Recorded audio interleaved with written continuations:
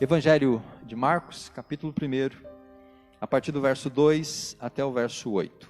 Conforme está escrito na profecia de Isaías: Eis aí envio diante da tua face o meu mensageiro, o qual preparará o teu caminho.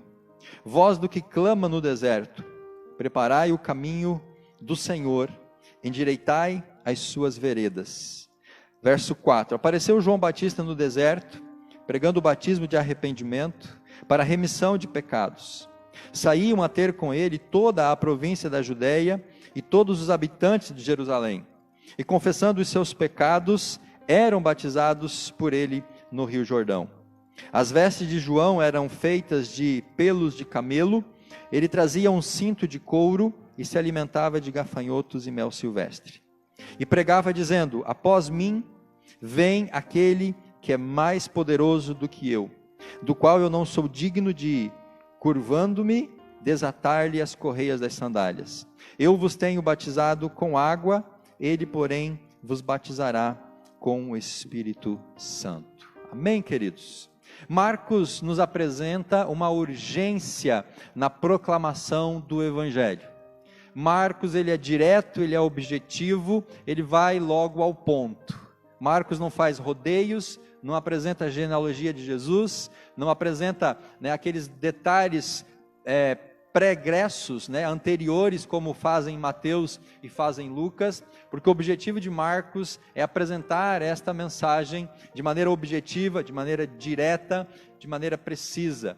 Tanto que já no primeiro capítulo nós vemos Jesus curando, nós vemos Jesus fazendo sinais e prodígios, vemos Jesus tendo já divergência com os líderes religiosos, e no verso 45 do capítulo 1 diz que Jesus já era famoso em toda aquela região. O Evangelho de Marcos nos leva a compreender a urgência na proclamação da mensagem. E quando nós chegamos aqui no texto, a partir do verso 2, com João Batista, nós vemos que João é exatamente, irmãos, uma personificação desta pregação da palavra. Por isso, o tema do culto desta noite é uma vida focada, dedicada ao testemunho, ou a importância de nós estarmos testemunhando, nós empregarmos a nossa vida nesta tarefa, que é a tarefa principal. João, ele personifica esta ênfase do Evangelho, de que nós não podemos perder tempo com coisas menores, temos que ir direto ao ponto e levar Jesus como Salvador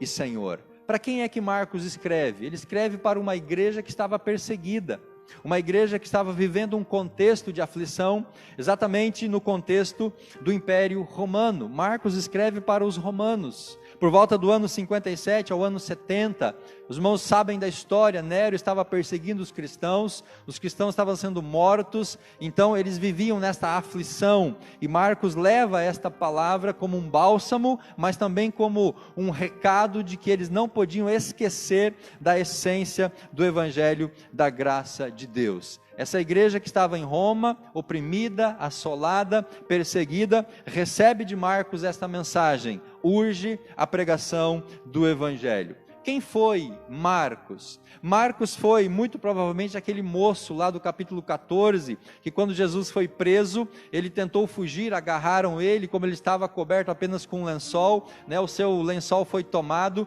e ele saiu seminu, é uma possibilidade. Mas o texto diz que Marcos também era primo de Barnabé, andava junto com Barnabé, era filho de uma das Marias que servia a Jesus. Nós sabemos que Marcos, ele era companheiro de Paulo na primeira viagem missionária.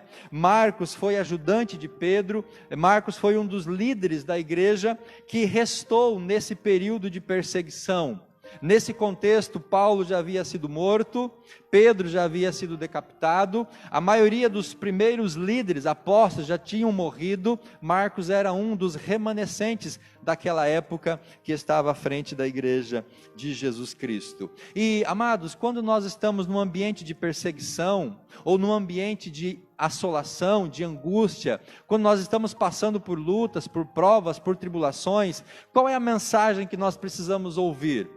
Quando as coisas não estão dando certas, quando nós estamos passando por momentos difíceis na nossa vida, quando parece que tudo dá errado, o que nós precisamos ouvir? Nós precisamos ouvir que há um Deus Obrigado, irmão Arlan. Todo-poderoso, há um Deus que é soberano sobre todas as coisas, há um Deus que tem autoridade, um Deus que pode agir, um Deus que pode salvar, um Deus que pode transformar.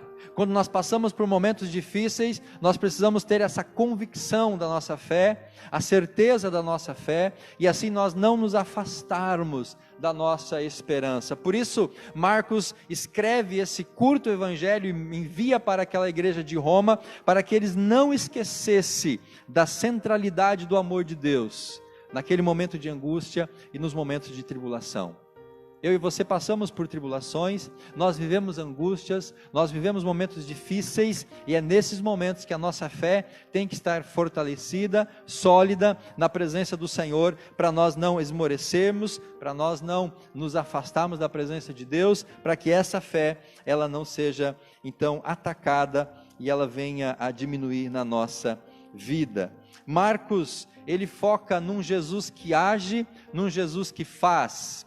Marcos foca num Jesus todo-poderoso, que tem poder sobre a enfermidade, que tem poder sobre os espíritos malignos, um Jesus que é todo-poderoso. Não era o Nero o todo-poderoso, não eram as autoridades políticas, os todos-poderosos que davam a última palavra. Marcos escreve o seu evangelho para que a igreja compreendesse de que a última palavra era do Senhor Jesus. Aquilo que o homem decretar, se não for a palavra de Deus, nós não devemos então nos deixar abater com aquilo, porque Deus é aquele que determina a última palavra nas nossas vidas. Ele narra o ministério de ensino, o ministério de transformação, de cura e de milagres, para que nós possamos conhecer esse Jesus todo-poderoso, o Jesus conquistador, aquele servo que se humilhou, tomou a forma de homem, morreu na cruz, mas ressuscitou, venceu a morte, venceu o pecado, derrotou Satanás e agora se levanta ao terceiro dia como Deus Todo-Poderoso. É nesse Deus Todo-Poderoso que eu e você devemos colocar a nossa fé. Entrando agora então, meus irmãos, no texto do capítulo 1, verso 2 até o verso 8, nós vemos João Batista.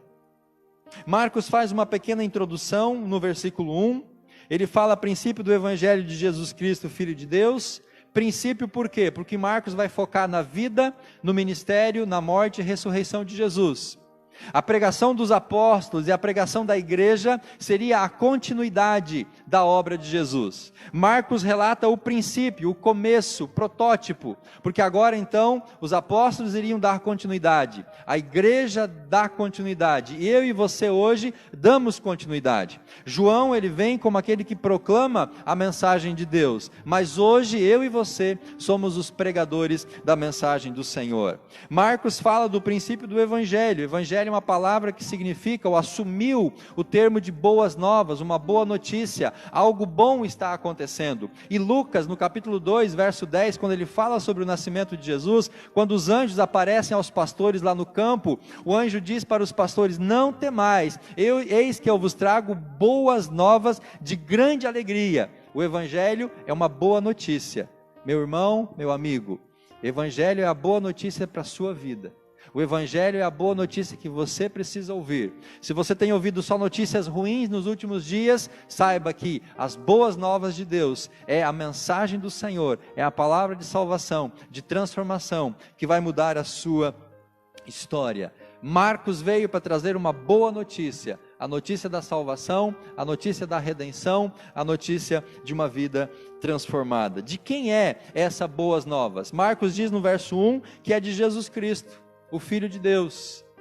Ele apresenta Jesus já como Filho de Deus. Marcos apresenta Jesus como aquele que era divino, ao mesmo tempo humano. Marcos apresenta esse Senhor, que a partir do verso 2, nós vamos ver o João Batista agora preparando esse caminho para a chegada do Messias. O verso 2, meus irmãos, e o verso 3 é o cumprimento de uma profecia. Assim Marcos começa no verso 2, conforme está escrito na profecia de Isaías. E aqui Marcos, ele cita nominalmente, quase que literalmente, o capítulo 40 de Isaías, lá no verso número 3.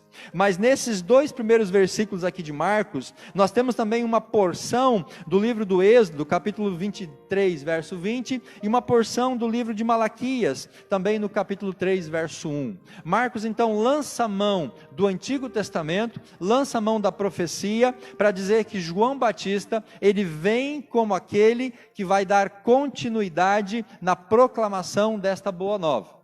O Evangelho, meus irmãos, as boas novas, ela tem uma base, ela tem um alicerce. As boas novas, eles são uma continuidade daquela mensagem que Deus começa a trazer para o seu povo, lá no Antigo Testamento. João Batista vem como aquele que seria um profeta agora para aquela nação. Os irmãos sabem que houve um período de silêncio, desde o último livro do Antigo Testamento, Malaquias, 400 anos em que Deus não se revela para o povo, mas agora, com a vinda de João, Deus começa a falar novamente para o povo, preparando a vinda do Senhor Jesus Cristo. Então João é aquele que rompe esse período de silêncio e apresenta a mensagem da salvação. João faz essa conexão com o Antigo Testamento. O Antigo Testamento é como que uma base, como que um alicerce para o Evangelho de Jesus Cristo. Como uma casa, como uma construção, como um prédio, tem um alicerce que suporta o peso daquela construção e a parte visível. O Novo Testamento, ele é alicerçado nos princípios do Antigo Testamento. A mensagem não é desconectada. O Antigo Testamento não é um texto isolado do Novo Testamento. Muito pelo contrário, o Novo Testamento, ele vem como um cumprimento das promessas, das profecias que foram trazidas para a nação de Israel desde o Antigo Testamento. Por isso, Marcos, ele começa a apresentar João, começa a apresentar o Senhor Jesus Cristo, dizendo para aqueles irmãos de Roma, olha, cumprindo a profecia do profeta Isaías. E qual que é a profecia? Eis que eu envio diante da tua face um mensageiro, o qual preparará o teu caminho. Naquela época, meus irmãos, naquele contexto, e ainda hoje acontece assim, quando o governador do estado vem para a nossa cidade, ou quando o presidente do Brasil vem para a nossa cidade, ele manda uma comitiva antes, ele manda os seus seguranças antes, para preparar o caminho, para preparar o ambiente, para fazer a segurança. É ou não é assim? É assim ainda hoje. Naquele tempo, antes do rei ele visitar uma certa localidade, ele mandava uma comitiva à sua frente. Mas essa comitiva ia para literalmente preparar o caminho. Se não tinha estrada, eles construíam estrada. Se não tinha ponte, eles construíam uma ponte. Porque quando o rei fosse visitar aquele local, o caminho deveria estar preparado, os vales aplanados, tudo deveria estar pronto para o rei chegar. Usando essa simbologia, Marcos apresenta o João Batista como aquele que veio para asfaltar o caminho que Jesus iria trilhar. E é interessante isso, meus irmãos, porque se você ler Lucas capítulo 10 e o versículo 1, nós vemos essa expressão literal aqui no texto de Lucas capítulo 10, versículo 1. Depois, já no ministério de Jesus, Jesus já atuando, Jesus já agindo, ele manda 70 discípulos. E olha o que Lucas registra. Capítulo 10, verso 1, depois disso, o Senhor designou outros 70 e os enviou de 2 em 2 para que o precedessem. Então Jesus manda esses 70 discípulos à frente de Jesus para quê? Para que o precedessem em cada cidade e lugar onde ele deveria parar. Então percebe que esse princípio era muito comum naquele contexto. E usando, meus irmãos, essa realidade, o Evangelho de Marcos apresenta, não só para a igreja, mas apresenta para todos aqui daquele contexto, de que o João Batista, ele estava vindo como um cumprimento da profecia do Antigo Testamento, como um profeta que viria agora trazer a verdade de Deus, e isso seria uma preparação do caminho para a chegada do Senhor Jesus Cristo, que viria depois cumprir o seu ministério. E qual que é a base desta preparação? A base dessa preparação é a base que está alicerçada no arrependimento. Irmãos, João ele veio para pregar o arrependimento. João não estava pregando salvação. João estava pregando o arrependimento. Por quê? Porque a salvação seria a proclamação que Jesus iria depois ministrar para a igreja. João chama o povo ao arrependimento e através disso prepara o caminho para o Senhor. E esse caminho que João prepara não é o caminho físico, não são estradas. João prepara o caminho espiritual. E de que maneira que João prepara o caminho espiritual? Trabalhando o coração das pessoas. E aí entra a pregação de João sobre o arrependimento. João prega o arrependimento, João faz este alicerce, porque a partir desse arrependimento, Jesus então viria para completar a bênção, Jesus viria para ministrar a salvação, Jesus viria para formar uma nova aliança, Jesus viria para concretizar o projeto salvador do Senhor. Sabe, meus irmãos, há muito poder espiritual na pregação do Evangelho. Sem pregação do Evangelho não há conversão de vidas. Sem pregação não há transformação de vidas. Se nós queremos ver mais pessoas salvas aqui conosco na Igreja Batista do Morumbi, nós temos que pregar a palavra de Deus. Nós temos que exercitar o nosso papel de testemunha como João está fazendo. Porque sem isso ninguém confessa os seus pecados. Sem ouvir a palavra, sem ser confrontado com os pecados, sem ser confrontado com a salvação, com a possibilidade de ir para o inferno depois da morte, não haverá salvação e conversão. Por isso a proclamação, ela precisa acontecer. E se nós lemos aqui, meus irmãos, nós vamos ver que João, ele prega uma palavra dura. Quando as pessoas vão até o Jordão para serem batizadas, vão no meio dessas pessoas muitos líderes religiosos, e quando essas pessoas chegam até João para serem batizadas, João recebe elas com uma calorosa saudação: raça de víboras, cobras venenosas, porque João entendia que o coração daqueles homens era um coração enganoso. Então João, ele não prega meias verdades, João fala da verdade do Evangelho, a necessidade do arrependimento, a necessidade de uma mudança de vida. João testificou de Jesus. Há muita pregação que não faz isso hoje, há muita pregação que fala de tudo, fala de emoções, fala de sentimentos, fala de prosperidade, fala de tudo menos de Jesus como Senhor e Salvador. João Batista, ele vem para preparar o coração das pessoas para a mensagem de salvação que Jesus depois viria trazer. Quando nós vamos evangelizar, quando nós vamos testemunhar, nós fazemos este preparar o coração das pessoas. É isso que nós devemos fazer com a nossa vida, com o nosso testemunho, com a nossa oração, preparar o caminho, preparar o coração das pessoas, para que quando elas ouvirem da mensagem, Deus possa usar a nossa preparação e levar à salvação. A Bíblia diz que nós vamos colher aonde não plantamos. Uns colhem aonde não plantaram. Então, muitas vezes, a sua ação para salvar uma vida vai ser a consequência do trabalho que alguém já começou fazendo, preparando aquele coração. João, no verso 3, é descrito como aquele que clamava no deserto: prepare o caminho do Senhor, endireitar as suas veredas. João veio para dizer assim para aquelas pessoas: vocês se consertam, vocês se atipam, vocês se ajeitam, vocês tomem vergonha na cara, vocês mudem de vida, vocês se arrependam, vocês se convertam, porque senão o juízo de Deus vai vir sobre a vida de vocês. E o texto diz, paralelo de Mateus e Marcos, que as pessoas afluíam até João. Marcos também registra isso, que todas as pessoas, da província da Judéia, no verso 4, todos os habitantes de Jerusalém, naturalmente isso é uma hipérbole, é um exagero, não quer dizer que todo mundo ia até João, mas uma grande parte das pessoas foram lá para ouvir a pregação de João. Foram lá, meus irmãos, para ouvir João dizer: olha, você é um miserável pecador, precisa se arrepender e mudar de vida.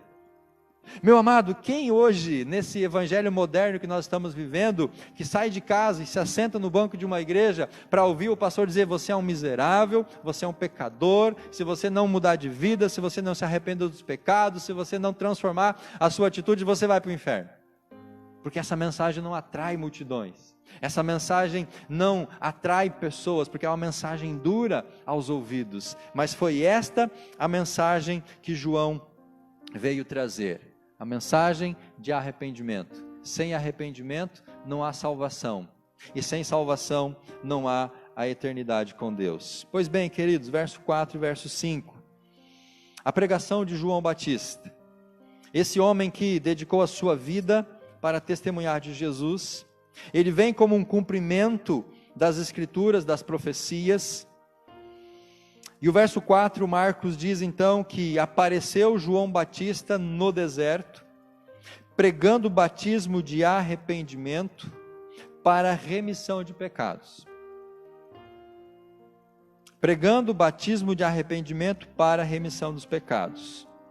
Como consequência dessa pregação, saíam a ter com ele toda a província da Judéia, todos os habitantes de Jerusalém, e confessando os seus pecados, eram batizados por ele no Rio Jordão.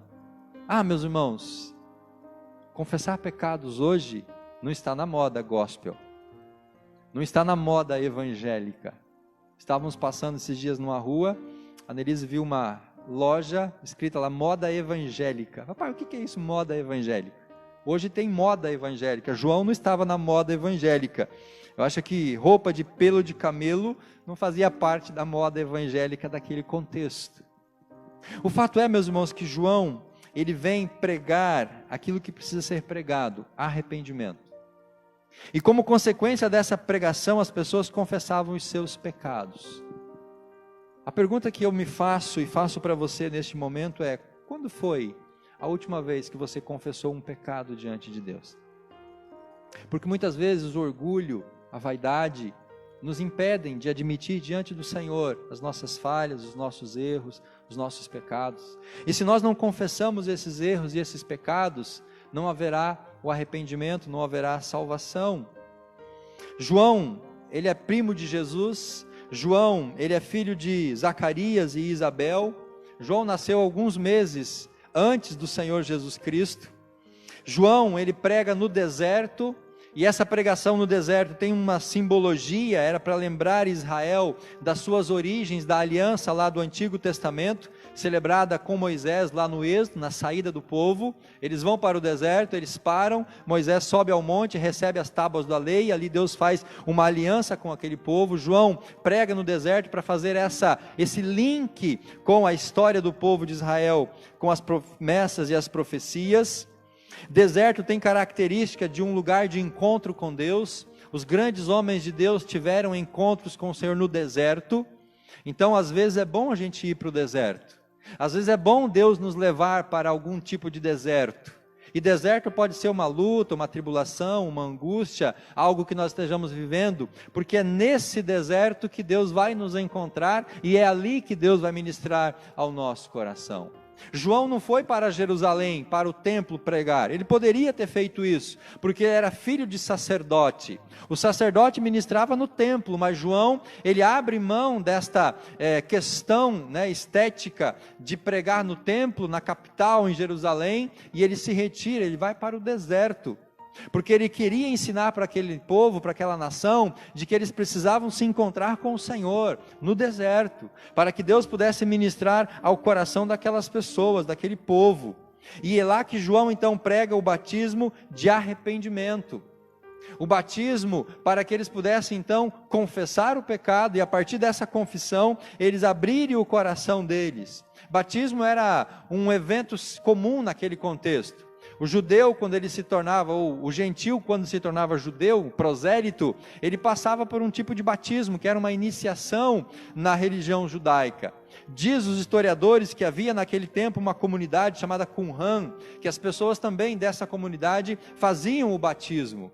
Então o batismo não era algo muito estranho àquele contexto, mas João, ele traz aqui uma nova conotação para esse batismo, porque era um batismo não apenas para fazer parte simbolicamente de uma comunidade, porque o batismo de João, ele exigia um ato pregresso, o ato do arrependimento.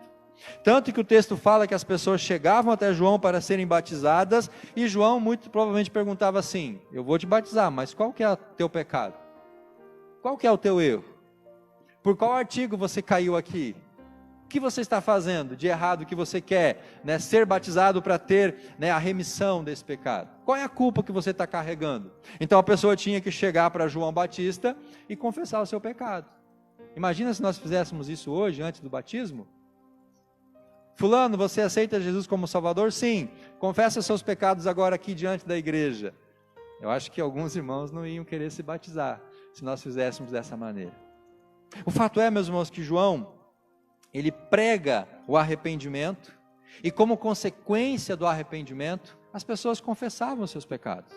Porque a confissão já é o resultado de um quebrantamento que aconteceu no coração. João, ele vem para preparar o coração daquela nação, preparar aquele caminho, pregar o arrependimento, levar esta mensagem, porque depois de João viria então o Senhor. Ele fala isso lá no verso 7, no verso 8, olha, vai vir um depois de mim, que eu não sou digno, ele sim, vai levar a plena salvação, ele vai batizar você com o Espírito Santo, você vai ser selado com o Espírito, você vai receber a graça de Deus, mas antes disso, você tem que fazer a lição de casa. E a lição de casa de João era exatamente o arrependimento. O arrependimento era o primeiro passo para receber o perdão definitivo. O arrependimento é o primeiro passo que demonstra que nós queremos de fato um compromisso com o Senhor. O arrependimento é a senha que nós oferecemos para o Senhor, dizendo: Senhor, eu quero uma vida diante de Ti. Sem o arrependimento não há concretização da salvação. Naturalmente, com a vinda de Jesus, a nova aliança, ele iria então completar esta obra salvadora. João, ele prega uma mudança, não apenas de vida, mas uma mudança de direção, uma mudança de propósito, uma mudança de essência, um afastamento do pecado. João veio pregando o arrependimento, que é diferente apenas do que peso na consciência, remorso. O arrependimento, ele denota uma mudança, uma transformação. Arrependimento é você dar meia volta e voltar-se para Deus. Arrependimento não é só peso de consciência, arrependimento é uma atitude que vai nos levar a não cometer mais aquele erro que nós cometíamos. Se eu confesso para Deus um pecado, mas eu volto a cometer aquele pecado, há um indício então de que não houve um arrependimento, porque o arrependimento ele leva para uma mudança de atitude, para uma transformação de vida. João, ele tinha um jeito meio estranho de ser. Ele vai para o deserto, ele prega o arrependimento, e lá no deserto ele anuncia também que aquele povo vivia num deserto espiritual, aquele povo estava com a alma seca, aquele povo estava perdido, sem direção. O deserto tem essa simbologia de mostrar para aquela nação, para aquelas pessoas, de que eles estavam passando por um momento que precisavam da graça do Senhor. João, ele é muito estranho, suas vestes eram feitas de pelo de camelo, ele trazia um cinto de couro e se alimentava de gafanhotos e mel silvestre. João, ele adota esse jeitão estranho justamente para se identificar com os profetas do Antigo Testamento. E João se identifica muito com o profeta Elias, lá do Antigo Testamento. João, ele se veste dessa maneira, João, ele usa esse cardápio um pouco inusitado, justamente para mostrar para aquelas pessoas que ele era a personificação, a tipificação do profeta de Deus que estava vindo para preparar o caminho deles diante do Senhor. E quando João assume esse jeito de ser, meus irmãos, João, ele abre mão da sua própria vida. E é isso que é mais interessante aqui em João como uma testemunha. Ele abre mão da sua vida para ser uma testemunha fiel de Jesus Cristo. Ele abre mão de prerrogativas, de direitos, para poder cumprir a sua função de ser testemunha. Lembram que João era filho de Zacarias e que Zacarias era um sacerdote que ministrava no templo? Então João, ele poderia simplesmente agora estar em Jerusalém ministrando no templo, né, com toda aquela pompa que o templo exigia. Mas João, ele abre mão disso para poder cumprir a vontade de Deus. Irmãos, qual foi a última vez que nós abrimos mão de algum favor, de algum benefício, de alguma benesse material humana para sermos de fato verdadeiras testemunhas? Qual foi a última vez que nós negamos alguma coisa na nossa vida? Porque João, ele nega praticamente tudo aqui na sua vida. Ele não se casa, ele não tem família, ele não tem essa alegria, né, de ter casamento, de ter filhos, de completar 17 anos de casado. João não usufrui, né, dessa parte do ser humano, ele abre mão, ele se retira do meio da comunidade, até da sua própria família. João se afasta da casa do pai e da mãe, vai para o deserto e lá ele vive alimentando-se de gafanhoto e de mel silvestre. Diz os estudiosos que era uma maneira de João fazer o seu jejum. Ele não comia comidas que as pessoas normalmente comiam, né? Era uma dieta, porque ele tinha esse desejo de se consagrar ao Senhor. Então ele abre mão desses valores humanos e terrenos para cumprir a sua função de testemunha. E se nós queremos também, irmãos, sermos testemunhas eficazes, nós temos que abrir mão de alguns valores e algumas coisas terrenas. João, ele sai de cena após o início do ministério de Jesus. Pregava dizendo: após mim vem aquele que é mais poderoso do que eu. E aí no verso 9 diz assim: naqueles dias veio Jesus de Nazaré, batizou João Batista, foi batizado, né? Jesus é batizado por João Batista. E o texto diz, meus irmãos, na sequência aqui, nós vamos ver isso depois com mais calma, que a partir do momento que Jesus começou o seu ministério, João começa a sair de cena. Quando Jesus começa a ministrar, João, ele vai deixando de lado. Tanto que ele aponta para os seus discípulos. João 3,30, olha, eis o Cordeiro de Deus. João 3,1, ele é o Cordeiro de Deus. E João abriu mão até dos seus próprios discípulos. João entregou os seus discípulos para Jesus, porque ele sabia da pontualidade do seu ministério como testemunha, preparar o caminho para o Senhor. De maneira simbólica, João estava dizendo para aquela nação: o Senhor vem para tirar a aridez do teu coração, o Senhor vem para transformar esse deserto que você está vivendo, o Senhor vem para mudar a sua vida. Ele abre mão, ele se abnega, ele se consagra a Deus para que ele pudesse cumprir bem a sua missão. E de fato, irmãos, sem consagração não há poder espiritual, sem poder espiritual não há proclamação da palavra. João sabia que para cumprir aquela missão, ele precisava se negar as vaidades, negar os prazeres, negar os luxos, negar as coisas mundanas, materiais, para que ele pudesse ter o foco na proclamação da palavra.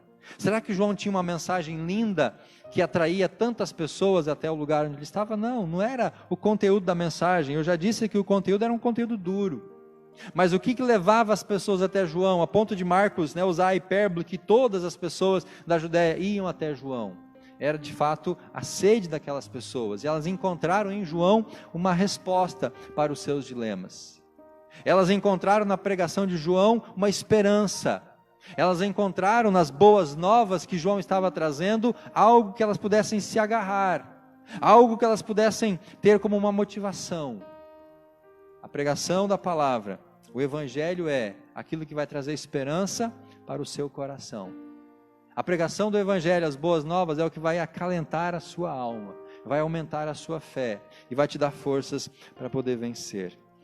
O verso 7 e verso 8, Marcos termina dizendo: pregava dizendo: após mim vem aquele que é mais poderoso do que eu, do qual eu não sou digno de, mesmo me curvando, desatar as correias da sua sandália. Eu vos tenho batizado com água, ele porém vos batizará com o Espírito Santo. João dá o testemunho sobre Jesus. A pregação de João aponta para Jesus, o Messias que vinha sendo anunciado desde o Antigo Testamento. O Messias que vinha sendo anunciado pelos profetas, que Marcos cita no verso 2 e no verso 3.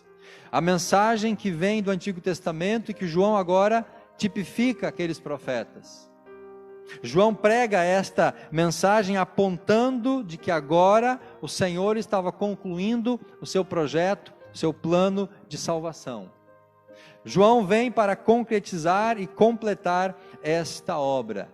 Eu estou fazendo a preparação. Aquele que vier depois de mim, ele vai completar a obra. Até aqui, João não sabia quem era esse Messias.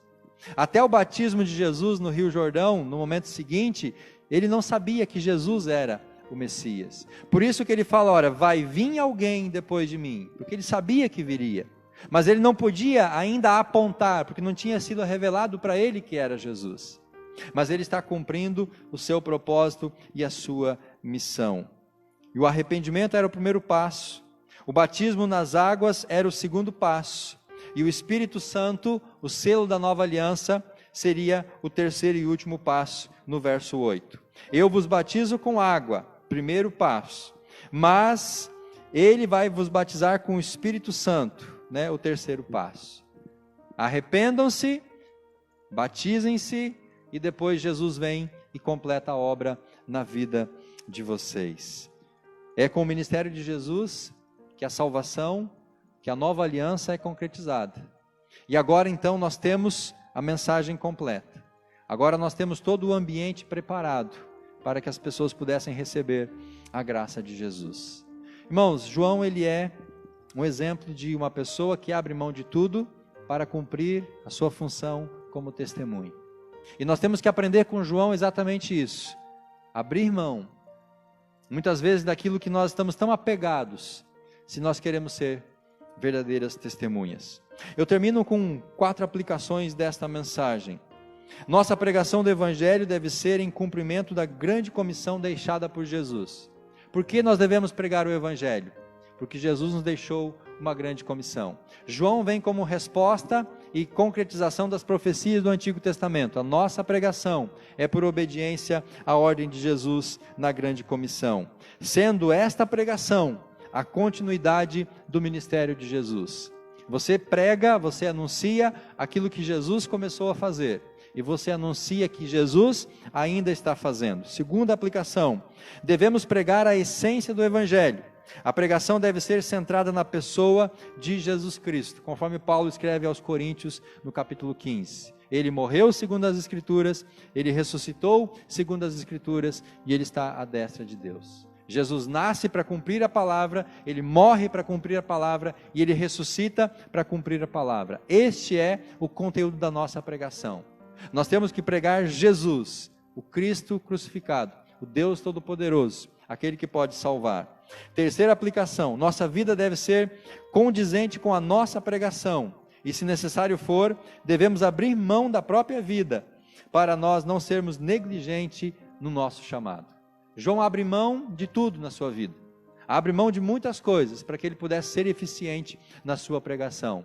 Nós, muitas vezes, não somos eficientes porque nós não estamos abrindo mão de algo que Deus quer que a gente abra mão. E a última aplicação, devemos pregar e testemunhar sobre Jesus, com atos e com palavras. A nossa vida tem que ser um reflexo da nossa mensagem. A nossa mensagem, ela tem que estar de acordo com as nossas atitudes. Nós não pregamos a nossa igreja, não pregamos a nossa denominação, nós não pregamos usos e costumes, doutrinas, nós pregamos a Cristo. E o Cristo que morreu e ressuscitou e agora intercede por nós. Amém? Deus, nós queremos ser como João Batista. Desejo do nosso coração para a igreja é que nós, cada um, possa ser um João. Aquele que vem para preparar o coração das pessoas para receber a salvação. Há tantas pessoas ao nosso redor, passando por dores, por angústias. Há tantas pessoas sofrendo, sozinhas, sem esperança, esperando que nós possamos chegar até elas e levar uma palavra de conforto, de esperança, uma palavra de confrontação, para que essa pessoa prepare o seu coração, para que então o Espírito Santo venha e cele esta vida com a salvação e ela se torne uma nova criatura. Nos ajuda, Pai, a sermos testemunhas. Nos ajuda a ter a nossa vida voltada para o testemunho, que nós possamos ser testemunhas fiéis, como foi João Batista, que não preguemos a nós mesmos, tampouco, ó Pai, a nossa denominação, a nossa igreja, mas que nós possamos pregar Cristo, porque Cristo é a resposta para todas as angústias, Cristo é aquele que vai secar todas as lágrimas, Cristo é aquele que vai transformar o coração de todo aquele que se arrepende. Ó Deus, nos ajuda a sermos essas fiéis testemunhas. Assim nós te pedimos, assim nós oramos. Amém e amém.